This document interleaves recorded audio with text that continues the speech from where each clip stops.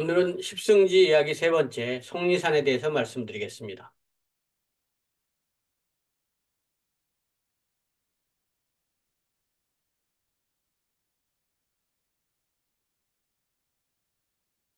정감록에 보면 보은 속리산 사증항 근처로 난리를 만나 몸을 숨기면 하나도 다치지 않을 것이다 이렇게 기록하고 있습니다. 보은 속리산 증항 일대, 내속리면 또는 상주군 하복면 일대를 말하고 있습니다. 지도에서 보면 문경, 상주, 청주 그 중간쯤에 해당됩니다. 해동지도 고지도에서 보면 회인, 청주, 상주, 옥천, 청산의 경계에 있으며 10개 면에 4,547호가 있었다고 합니다. 고려시대는 경상도에 속했으나 조선시대 태종에서 와서 충청도로 관할이 바뀌었습니다. 군인을 보면 590명으로 가명군 7명, 소고군 583명이었습니다. 곡식은 쌀 362섬, 벼 5,192선 정도의 규모였고 오늘날에도 페인면 건천이는 대추의 주산지 보은대추라고 알려져 있습니다.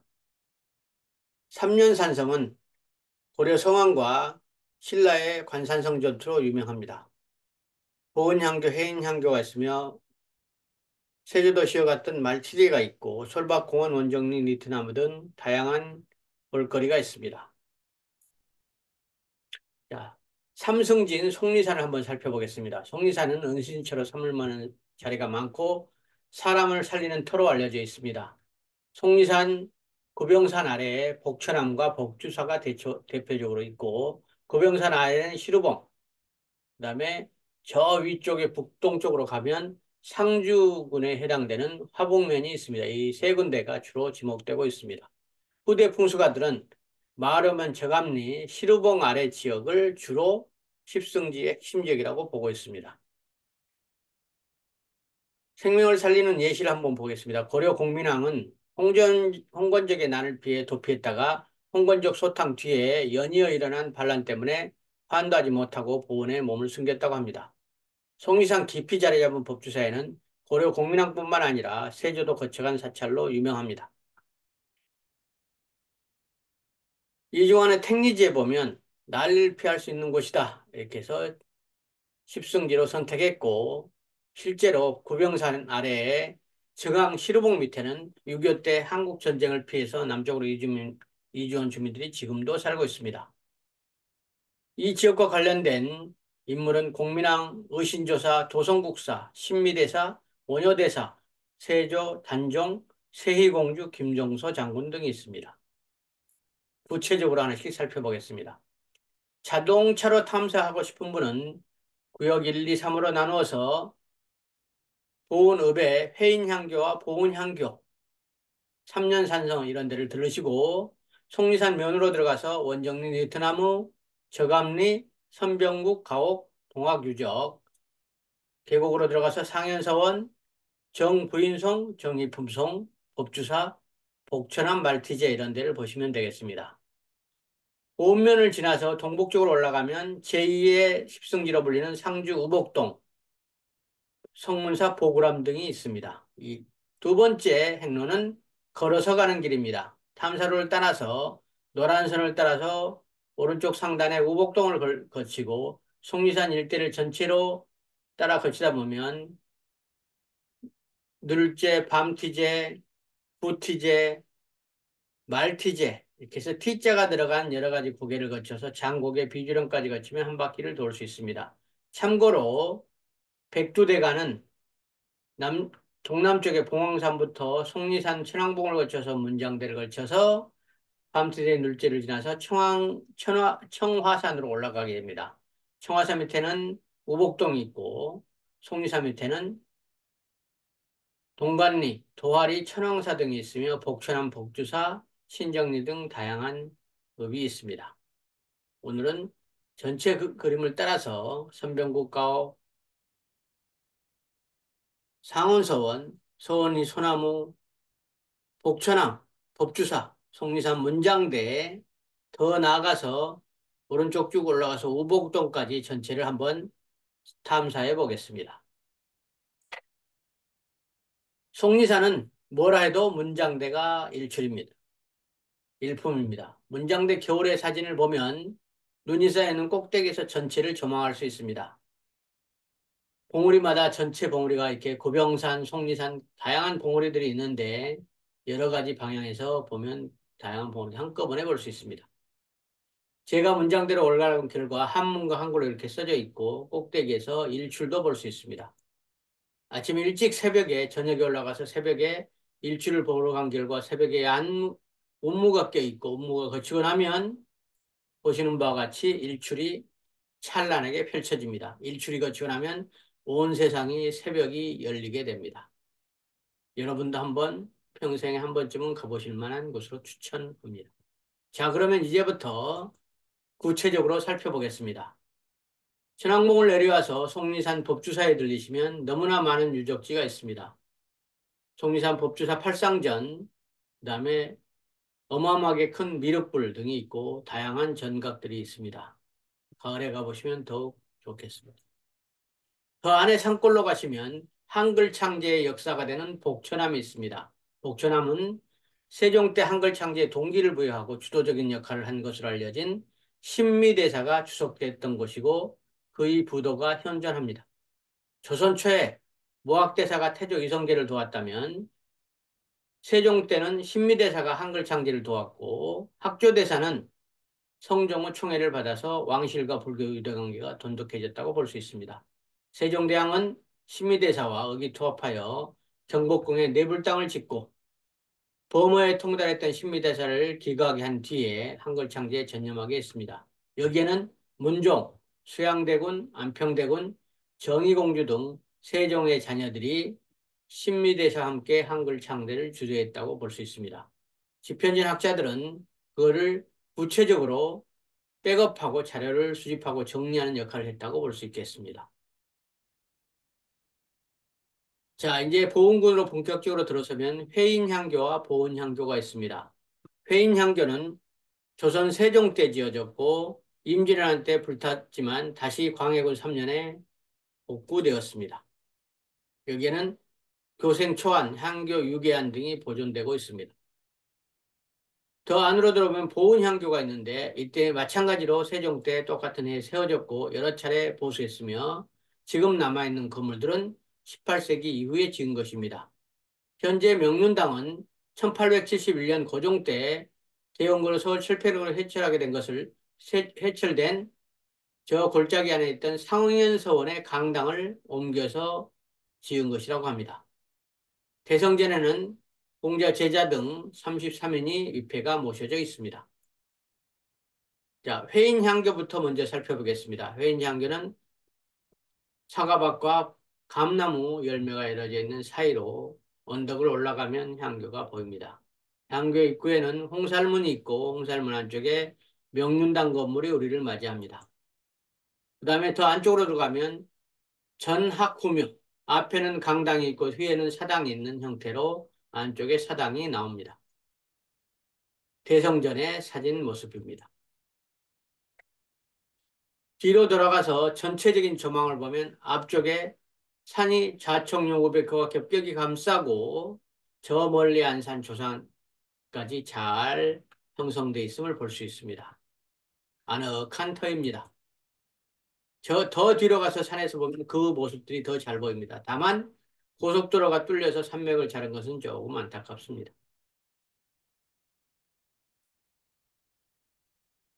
자, 다음은 이제 감나무 멋지게 감들이 달려 있습니다. 너무 높아서 따먹기는 힘들었습니다. 두 번째는 더 시내로 오면 보은향교가 있습니다. 보은향교는 산 중턱쯤에 자리 잡고 있어서 전체의 조망권이 아주 좋습니다. 이것도 마찬가지로 전학 후묘흥으로서 앞에 명륜당 강당이 있고 뒤에 사당이 있습니다. 사당은 공사 중에서 비닐로 쳐져 있습니다. 사당은 생각보다 칸이 넓습니다. 5칸의 문으로 되어 있고 대성전 이렇게 써져 있습니다. 안을 살펴보면 보은향교에 공자상이 있고 앞에 공자의 후대 제작격들인 네 분의 성인이 있습니다. 주변에 다른 물도 모셔져 있습니다. 뒤에서 살펴보면 산들이 특히 백호가 잘 감싸고 있음을 볼 수 있습니다. 그래서 장풍이 잘 되고 있습니다. 산 뒤로 올라가서 보면 앞에 백호와 저 앞에 있는 조산들이 잘 감싸서 편안하고 안정된 모습을 이루고 있습니다. 뒤에 있는 소나무들도 아름드리 소나무들이 잘 발달되어 있습니다. 다음으로 그 밑으로 이제 실제 속리산 구역으로 넘어가 보겠습니다. 선병국 가옥이 유명합니다. 대문을 들어서면 저 뒤에 있는 산의 모양과 집의 모양이 굉장히 조화롭게 비슷한 모양으로 서 있는 것을 볼 수 있습니다. 선병국 가옥은 연꽃이 물에 뜬 연합부수형으로 삼가천 줄기가 집을 감싸고 돌아가는 부자의 터입니다. 집이 99칸이고 관선정, 서당까지 합치면 134칸에 달하는 대규모 집입니다. 건평만 4,000평, 대지는 3만 평에 해당되는 큰 집입니다. 본체 맞은편 행랑채는 고시 공부하는 장소로 자리 잡았고 지금 집주인 증조부는 전남 고흥에 대흥사라는 사립학당을 설립하고 인재를 교육했습니다. 선영옥이 전나무 소장농에게 땅을 무상 지급하자 그의 고마움을 표시로 철비를 세웠다고 합니다. 지금 철비는 집 앞에 있습니다. 선씨 가문은 조선말 대한제국 전에 무역업을 해서 현재 화신백화점을 키웠던 박흥식 사장님의 본가입니다. 그 마을은 전통문화마을로 계안리라고 돼 있고 선씨의 일가들 선병무 고가, 그다음에 선병록 고가, 그다음에 선치음 효율각 이런 것들이 같이 모여 있습니다. 선병국 가을 실제적으로 한번 들어가면 뒤로 들어가는 물이 들어오는 쪽에 들어가는 대문은 비교적 좁게 돼 있고 문은 좁는 게 좋죠. 넓은 것보다. 안에 들어가면 오래된 장들이 우리를 맞이합니다. 자, 뒤에 문에서 전체를 바라보면 얼마나 자연과 조화롭게 크게 털을 잡았는지 알 수 있습니다. 뒤에 산에 뾰족한 문필봉의 모습과 앞에 기아의 지붕 모습이 아주 유사하게 조화롭게 되어 있습니다. 뒤 장독에서 살펴본 구병산과 연결된 모습 너무나 아름답지 않습니까? 거기서 골짜기로 다시 속리산 쪽으로 들어가 보면 상현서원이 있습니다. 상현서원의 역사를 잘 살펴보면 김정 선생, 성운, 성재원, 송시열 등의 위패를 모시고 있으며 광해군 2년에 사액서원이 되었습니다. 그리고 고종 때 철폐령을 내려서 철폐돼서 보은향교에 명륜당을 지은 데 사용되었다고 합니다. 자, 그 다음에 안쪽 골짜기로 들어가면 이제 속리산에 유명한 소나무 두 그루가 있습니다. 첫 번째는 여러분이 너무 잘 아시는 정이품송. 속리산 법주사로 기는 한가운데 600m 정도 되는 높은 소나무입니다. 지금은 한쪽이 어그러졌지만 세조가 가마 타고 속리산으로 시위하러 지나갔을 때 나무가 가마를 피해서 가지를 올렸다 그래서 정이품을 받았다고 하는 유명한 소나무입니다. 정이품에 부인격에 해당되는 소나무가 있는데 그게 정부인송입니다. 산 고개를 넘어가면 반대편에 보은 서원리의 서원리 소나무라고 하는 게 있는데 이거는 정이품송과 부라해서 정이품송을 하고 여성적으로 넓게 퍼져 있습니다. 정이품송이 하늘 높이 올라갔다면 정부인송은 옆으로 넓게 펴져 있는 여자와 같은 소나무라고 해서 마을의 평화를 비는 제사를 지내고 있습니다. 자, 속리산으로 넘어갈 때 입구에 해당되는 말티제. 왜 말티제로 불렸는지 여기에 대해서는 세 가지 설이 있습니다. 첫 번째, 동국 여지승남에 하면 고려태조 왕건이 불교를 공부하고 있던 할아버지 작재건을 만나러 가기 위해서 고개를 넘어왔던 길이다 해서 박석고개 이렇게 있고 여기서 말티고개가 되었다는 전설이 있습니다. 두 번째는 조선 때 세종이 속리산으로 행차할 때 속리산면 장질에 있던 별궁터에 타고 왔던 가마를 말로 갈아탔다 해서 말태제는 이름이 있습니다. 마지막 말은 말의 원인 마루로서 높다 해서 말티제라고 한 뜻도 있고 또는 말고개라는 뜻에서 말티제가 되었다는 여러 가지 설이 있습니다. 더 안쪽으로 들어가면 원래 제3성지 핵심 지역이라고 사람들이 말하는 시루봉 증항이 있습니다. 증항의 아래 구병산 때 6.25 때 이 지역에 많이 사람들이 이사와 살고 있습니다. 마을을 한번 사진으로 살펴보면 구병산 밑에 지금도 마을들이 옹기종기 모여 있는 것을 알 수 있습니다. 이것은 적암리입니다. 자, 이제 속리산 지역을 지나서 제2의 십성지 상주 우복동으로 가보겠습니다. 거기 가보면 한국 천하명당 화북면 이렇게 써져 있고 십성지 표지판이 버젓이 화북면 사무소 앞에 숲 앞에 세워져 있습니다. 그 중에서도 핵심 지역인 상주 우복동입니다. 우복동에는 입구가 우복동 표지판이 써져 있습니다. 향토 사적 비 이렇게 써져 있습니다. 우복동을 한번 살펴보면 우복동은 소 뱃속 모양의 명당터라고 말하고 장각사는 소뿔이라는 지명 등이 있습니다.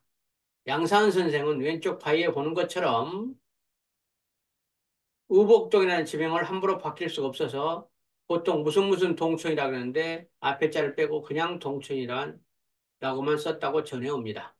정감농에는 우복동을 십성지지로 지리했고 택리지에서는 길지 중에 길지라고 꼽고 있습니다. 지금은 사람들이 많이 살지 않습니다. 정약용은 우복동가를 읊었습니다. 자, 우복동가를 같이 한번 살펴보겠습니다.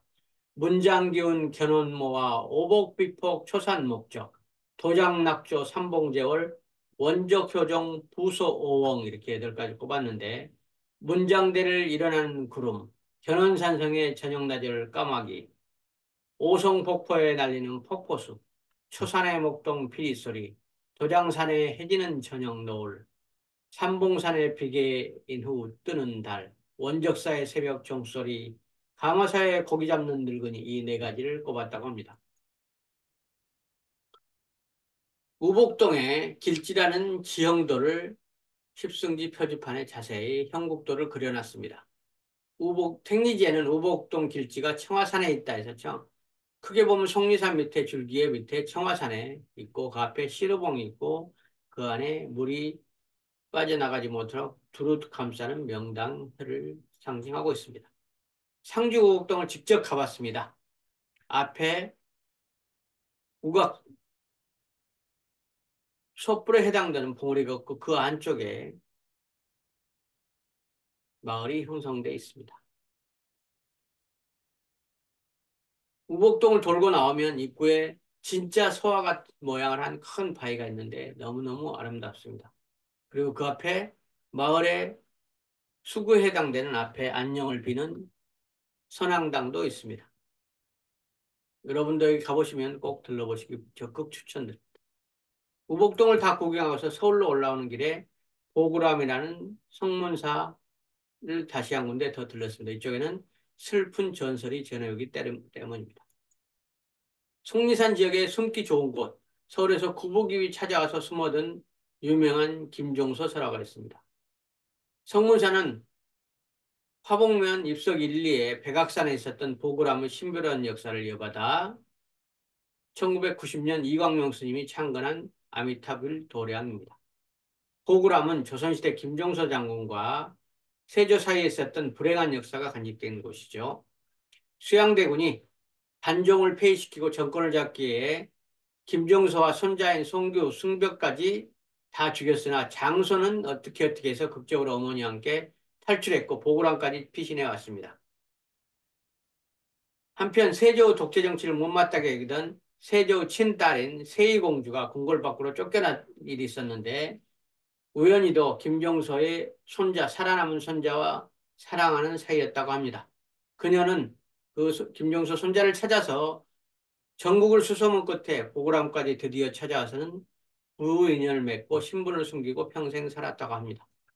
그래서 세조가 죽은 뒤에 부부는 보구람을 떠났고 그때부터 이곳은 소원성취의 기도터가 되었다고 해서 지금도 많은 사람이 찾고 있습니다.